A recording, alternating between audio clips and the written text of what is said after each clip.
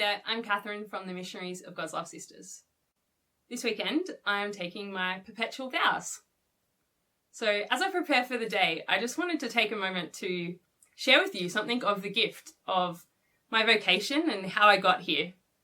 Because it's not a normal thing, right? So I grew up in a very Catholic family. I'm the second of 5 kids. I've got 4 brothers, mum and dad. And we were the kind of family that would go to mass on Sundays, say the rosary together at night. Like church and prayer, they were very much part of my family life growing up.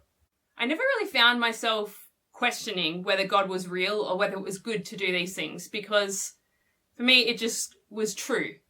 But God for me was actually kind of more like a distant person, maybe someone that I would write letters to, and if I was real lucky, maybe I'd get a reply. Maybe like a distant pen pal that I'd never get to meet. It wasn't until I was 18 and I found myself on a summer school of evangelization, a week-long retreat for young people to get to know God's personal love for them.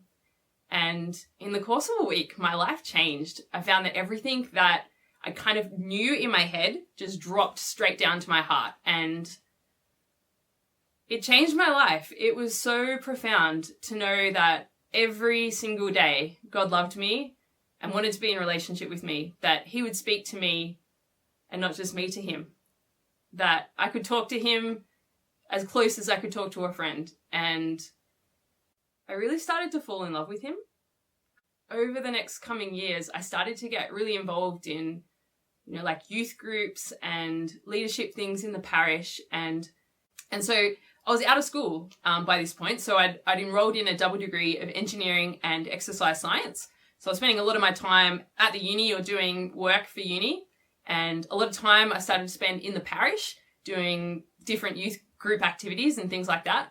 And I also love sport. So I would spend every free second, playing or refereeing sport. I started to find it really true that God is self-gift. And if we're made in his image, we can't really find ourselves until we start to give of ourselves as well. And that's kind of what started to happen. The more I was giving myself to God's will and to the people that he loved around me, the more I was discovering who I was. These things were kind of like all held in tension. But as I drew towards the end of my uni degree, I started to have questions in my heart of like, what's next? Because I'm a very faithful kind of person. And I knew that, if I stepped out of uni straight into a job, that I'd probably stay in that job for the rest of my life. At that point, I just knew that that was true about myself. And I thought, I don't want to just get on a conveyor belt, Before I know what I'm going to do, I want to know who it is God wants me to be. And so we started to have this beautiful dialogue of getting to know who I was and what was important to me. And I remember one thing that was really important to me was doing God's will. And I had this deep-seated panic in my heart that God had a plan for my life and that I would never find it, that I would just not be able to hear him. And I talked to him about it, and he said, Kathryn, where have you known that you were where I wanted you before?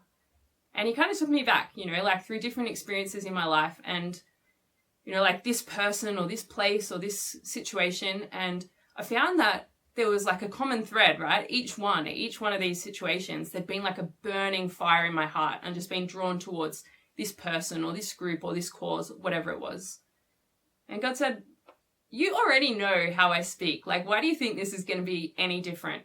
You'll know where I want you by who you love.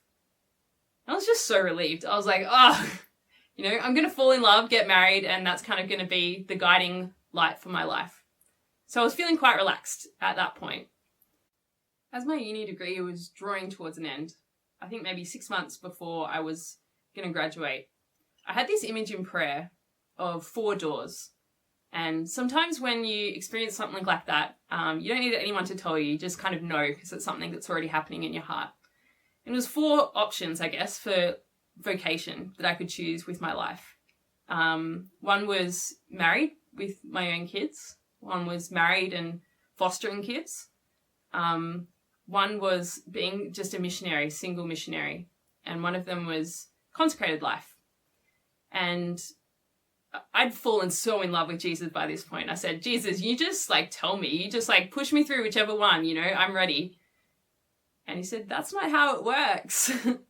You have to walk through, you have to choose. And it was this most beautiful time in my life, because for the first time in my life, I felt like I was able to really get to know who I was and what was important to me and what I wanted. And I realized that some of these doors were more open than others. Even though I was open to all of them, I kind of wanted God to make the decision, but he said, like, the decision's in you. You just need to get to know who the person is that's making it. So it was a really beautiful 6 months, right? I graduated and I got to the end of my degree, and I went snowboarding with my brother in New Zealand. That was how I celebrated. And I remember sitting in New Zealand, you know, the top of one of the mountains, just, it was so beautiful. Just thinking like, man, I know I'm getting married because I'm bringing my kids here one day, you know? But it was 2 weeks after that I'd actually said yes in my heart to consecrated life. So it was like a really beautiful, maybe 2-week long proposal that Jesus gave me. And thing after thing kept happening in these 2 weeks. One of the things that happened was I sat down with a friend at a cafe, and we just said, like, she was in a similar situation to me, you know? She'd finished uni and didn't know what was happening next with her life, work, study-wise, vocation-wise. So we said, okay, well, what's like the non-negotiables? By the end of your life, what's the things that you can't live without? And got like little serviettes at the cafe, and my list was real simple. It was just 2 things. It was just like, I just want to like love God with my life and then be with him forever. And I want to have an adventure. Everything else is negotiable. And as the days in these 2 weeks went on, I of course had no idea what was happening, but I found myself in adoration one night, and it was just a very beautiful experience of God showing me his heart for all the people that were in the room with me. And sometimes when you experience something like that, you just feel overwhelmed. Like, I'm not worthy of this. Like, this is your heart for other people. That's so personal. Like, why are you showing me this? And he said, because they don't know. Will you show them? It just like pierced me, you know? Like,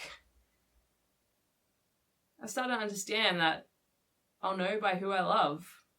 My heart's not made for just one person. It's made for all people. And so I really knew, you know, like in the coming days after that, that he was inviting me to make my heart available for all people, to set aside my life so that whoever it was that needed something of his love, that they would be able to experience that through my life. I kind of knew that I was saying yes to Jesus in consecrated life. I didn't really know where that was going to be. And then it was like, I don't know, you're engaged to be married to someone, and like, okay, where are we going to live? And it was kind of like that, like, which congregation am I called to live consecrated life in? And I started to think about the different things that were important to me. So like the Eucharist, really important. Like Marian devotion, really important. I just wanted other young women to be joining so that, you know, I could have people around me inspiring me every step of the way. You know, like even when I was 80, I'd still have people around me. Yeah, through that process and through reading Father Ken's book, A Radical Way of Love, about the MGL charism, I realized that I was being called to be an MGL. So in 2014, I joined the Missionaries of God's Love Sisters. And it's been just the most beautiful adventure, you know?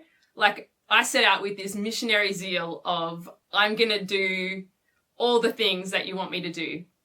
And God was really good. In my first year, he just said to me, like, Kathryn, you might be, you know, striving to be a missionary of my love to all that you meet, but all of creation is a missionary of my love to you. And it's so true. You know, like, he loves me in so many ways. He uses everything and person around me to love me. And sometimes people ask me, like, do you like being a sister? Do you wish, you know, you were living some other life? I just say, when you're where you're meant to be, there's no greater joy, you know? I love being a sister because it's where God called me. It's the best thing, and I'm so excited to be living this life for the rest of my life.